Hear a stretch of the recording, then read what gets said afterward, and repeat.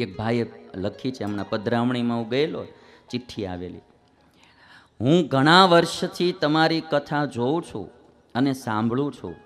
તમારી ખૂબ જ પ્રિય વાણીથી મને અને મારા પરિવારને જે મળ્યું છે તે ગમે તેટલા પૈસા ખર્ચવાથી ના મળે અને તેનું વર્ણન પણ ના થઈ શકે.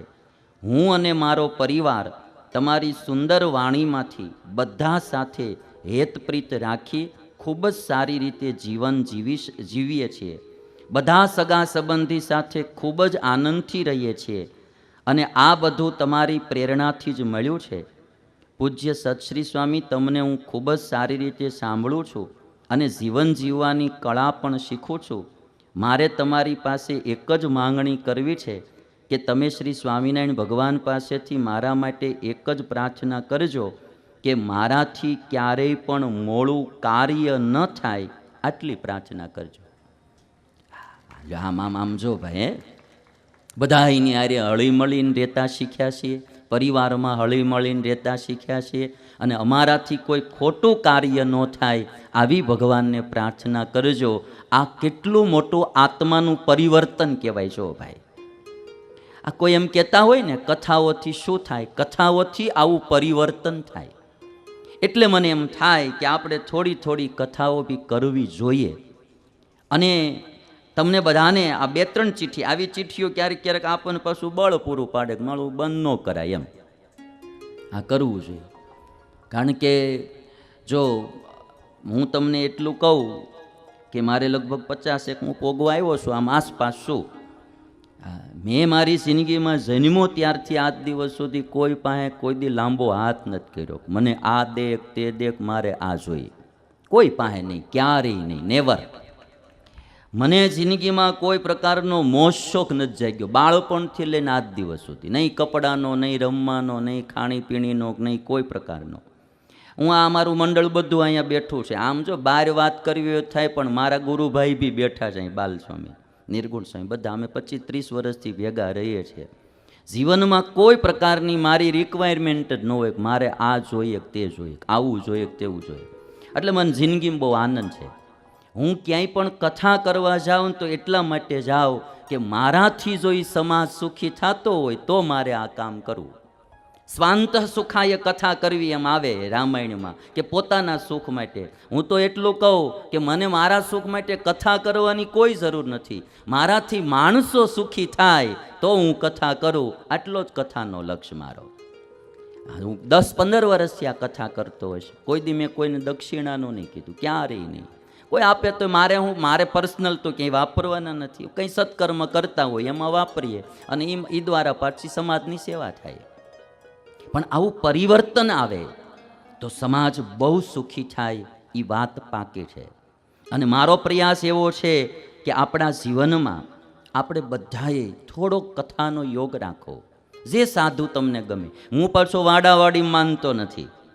જે સંપ્રદાયના તમે હો, જે તમારા ધર્મગુરુ હોય, જે સંત હોય, જે તમને ગમતા હોય, જેની વાણી તમને અસર કરતી હોય, જેની વાણીથી તમને પોષણ થતું હોય, તમને આત્મસંતોષ થતો હોય, એને સાંભળો, એની કથા સાંભળો, એનો સત્સંગ કરો. મારે તો આપણા દેશને બધા વાડાવાડેથી બારો નીકળીને જીવના કલ્યાણ માટે કામ કરે એવું આપણે કરવું છે. હું વાડાવાડી, મેં હજી સુધી કોઈ દી કોઈને કંઠી નહીં બાંધી હોય મારી રીતે, કંઠી બાંધી લે નહીં. એને ઈચ્છા થાય કંઠી બાંધે, બાકી નહીં. આપણા દુરાગ્રહથી કોઈ કામ કંઈ કરવું જ નહીં ક્યારેય. સામેના માણાના સુખ માટે જિંદગી જીવાય એટલી જ જિંદગીની સાર્થકતા છે. 1-2 બીજા પ્રસંગો તમને હું કહું.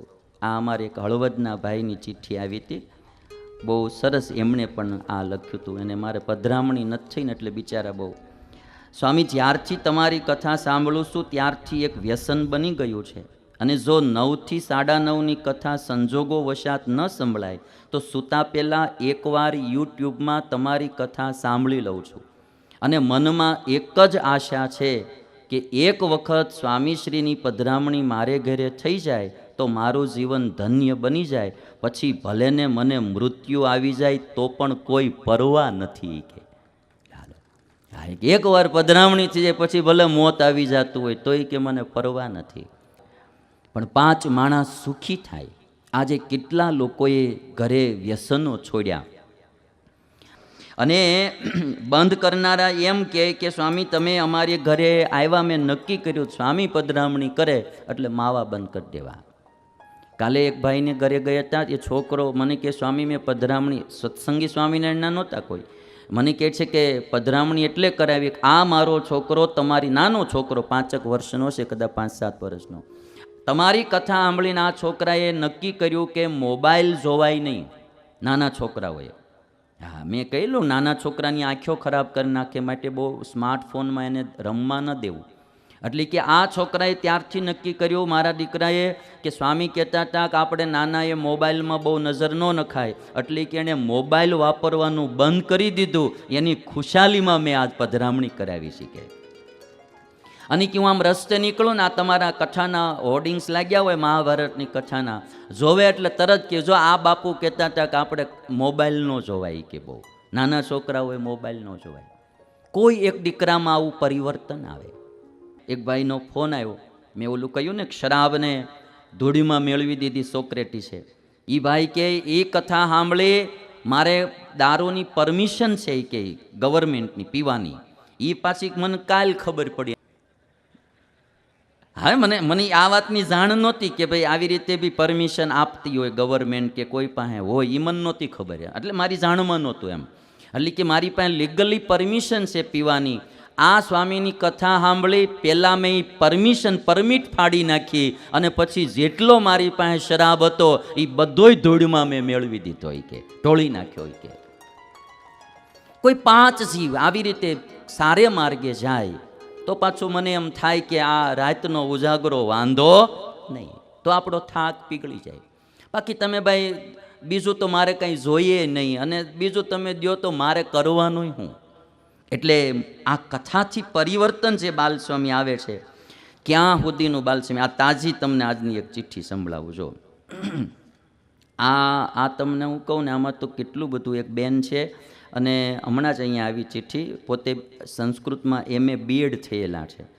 એ કહે છે કે મારી એવી ઈચ્છા હતી કે મારે બધાને સારું શિક્ષણ આપવું, પણ પછી લગ્ન થઈ ગયા, મારી ઈચ્છા નહોતી તોય પણ એ કે પછી મને ભગવાનની દયાથી સાસુ સસરા મા બાપ કરતાં હારા મળ્યા. એ કે હા, એટલે મને બહુ સંતોષ થયો. મારા સાસુ સસરા મા બાપ કરતાં પણ હવાયા. હારા એટલે એનો મતલબ કે હવાયા, જેમ મા બાપ હાચવતા હોય એમ મારા સાસુ સસરા મને દીકરીની જેમ રાખે, એનો આનંદ થયો. પછી મને દીકરાની ઈચ્છા હતી જીવનમાં કે ભગવાન મને દીકરો આપે. ભગવાને મને 2 દીકરા દીધા.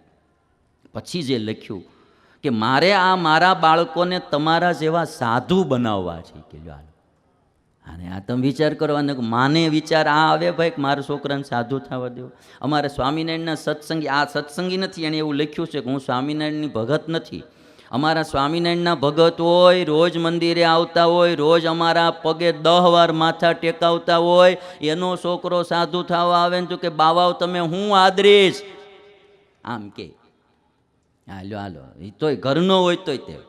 હવે આ બેન કે છે મારે મારા 2 દીકરાને શાંત બનાવવા છે.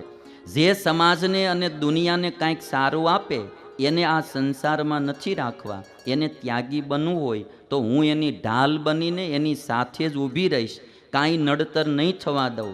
પેલી કહેવત પ્રમાણે કે જનની જણતો સંત જણજે, કા દાતા કા શૂર, નહીં તો રેજે વાંજણી તારું મત ગુમાવીશ નૂર, લખ્યું છે આમાં. એમાં કીધું છે ને કે ધરતી હોય એવા ધાન થાય, તો મેં એક સારી ધરતી થવાના પ્રયત્ન કર્યા છે અને કરતી રહીશ. મને ચિંતા થાય છે કે એના 2 છોકરાઓ છે ને, એક 9મા વર્ષનો, એક 4થા વર્ષમાં છે. મને ચિંતા થાય છે કે બાળકોને આ જમાનાની હવા ન લાગી જાય, સ્કૂલમાં ભણવામાં આ જમાનાની હવા ન લાગી જાય.